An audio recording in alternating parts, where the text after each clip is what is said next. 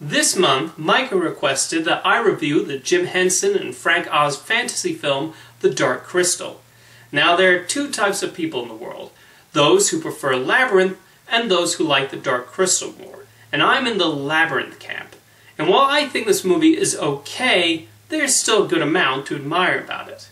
The first and most obvious is how impressive the puppetry is, as Henson and Oz sought to create an entire movie with all puppets and no humans.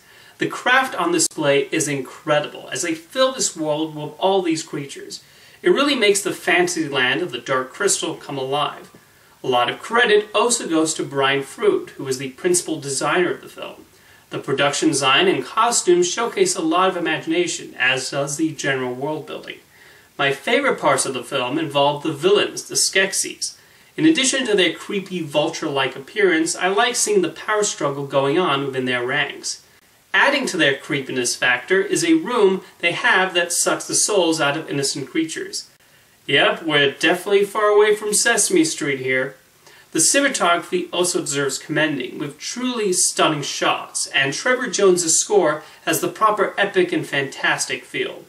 So despite all these elements, why does the film as a whole leave me rather underwhelmed? Well, a lot of it relates to the central characters.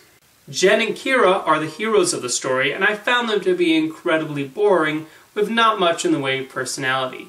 Even their designs, the only ones in the film that don't do much for me. I feel like they would be more at home on a children's BBC show or something. There's a large reason why I keep waiting for the movie to cut back to whatever the Skeksis are doing. Due to my disinterest in Jen and Kira, this also affects the overall pacing of the movie. It's only 90 minutes, but it does drag. There's only so much the techniques and crafts can keep my attention.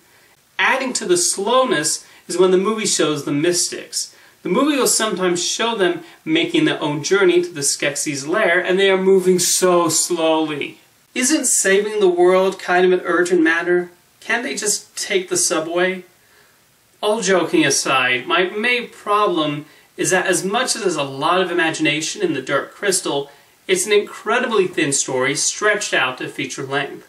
While one could argue Labyrinth also contained a rather simple story, that movie was also partly a David Bowie music video, and that played a big role in making it a more entertaining film. I'm a sucker for world building, so The Dark Crystal should absolutely be my bag, but even I like story and well-developed characters in my fantasy adventures. Despite my issues with the film, I do think The Dark Crystal is worth watching for the sheer scale and technical wizardry on display. And there are plenty of people out there who love this film for understandable reasons. Like I said, you either prefer Labyrinth or The Dark Crystal.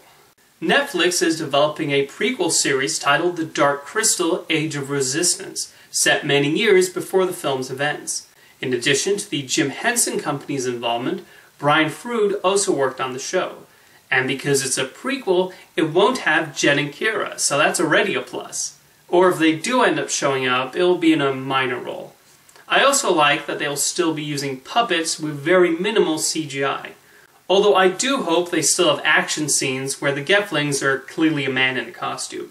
Kieran Shaw is still a working actor, by the way, having recently appeared in the new Star Wars movie, so they could totally do that.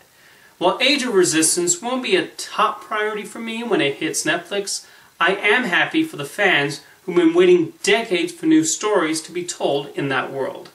Me, I'm eagerly awaiting the Labyrinth spin-off Fede Alvarez and Nicole Perlman are currently developing.